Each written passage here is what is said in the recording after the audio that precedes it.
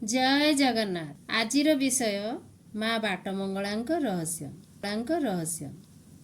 थरे राजा इंद्रद्युम्न को स्वप्नादेश हैला। हे राजन, मु तोते खोजुछि, तू कौन मते पाइबाकू इच्छा प्रकाश करूनु? मते एइठु नै जा। आउ ए जंगल रे मु रहिबाकू चाहू नाही। मु नीलकंदरे रहियाकू चाहूछि, मते नै जा।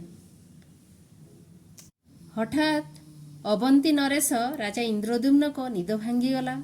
से उठी बसी चिंता कले एक अजब स्वप्न। तापरे से राणी को सबू कथा कहले जे मोते सबुबले बंशी स्वर शुभुछि, तुमे शुणी पारु ना? प्रभु नीलमाधव आसी मते आशीर्वाद करी किछि करिबाकू कहि चालीगले। जणे साधु स्वप्न रे आसी मते नीलमाधव संपर्क रे जणै देई गले। तापरे राजा इंद्रद्युम्न निदरू उठी से साधु बाबा को उआसरू बाहरी जंगल सारा खोजिले। सांगरे थांती अति प्रिय मंत्री विद्यापति। बहुत कष्टरे साधु बाबा आसी देखा देले। आउ सतकू सत गोटी गोटी करी तांकू ज्ञान देले जे तुमे केमिति कौन करिबो। राजा तांकर अति प्रिय मंत्री विद्यापति को धरी धीरे धीरे सबु पथ अतिक्रम कर सारिबा परे उत्कल देश रे आसी पहुंच।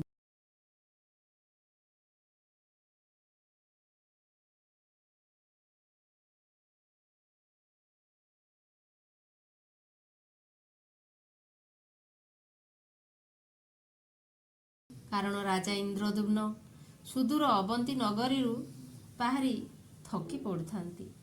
मझिरे मझिरे साधु आसी तांको आश्वासना देउथाई, पाखरे तांको बुझेई देउथांती। तापरे आसी पहुंची गले प्रभु लिंगराजंक मंदिर पाखरे।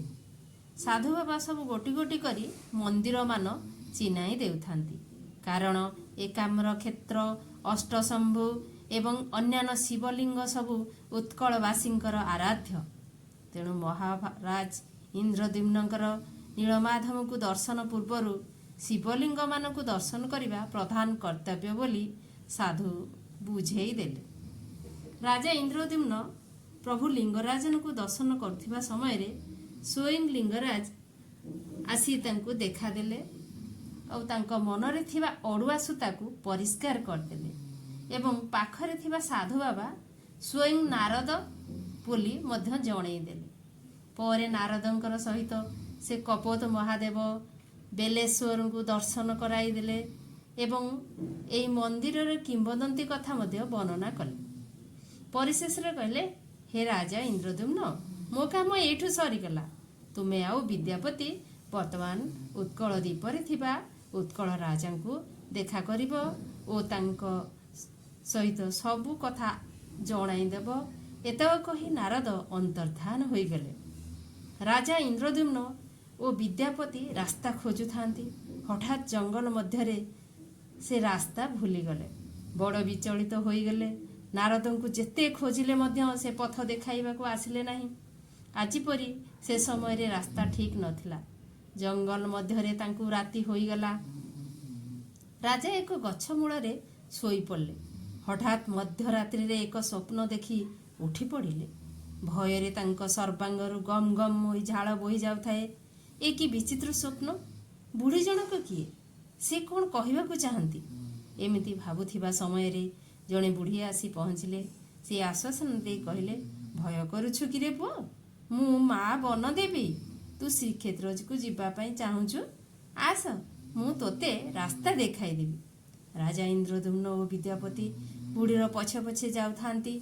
हठात गोटे स्थान रे से बुढ़ी माँ कहले, एई रास्ता रे सीधा गले श्रीक्षेत्र रे पहुँचे।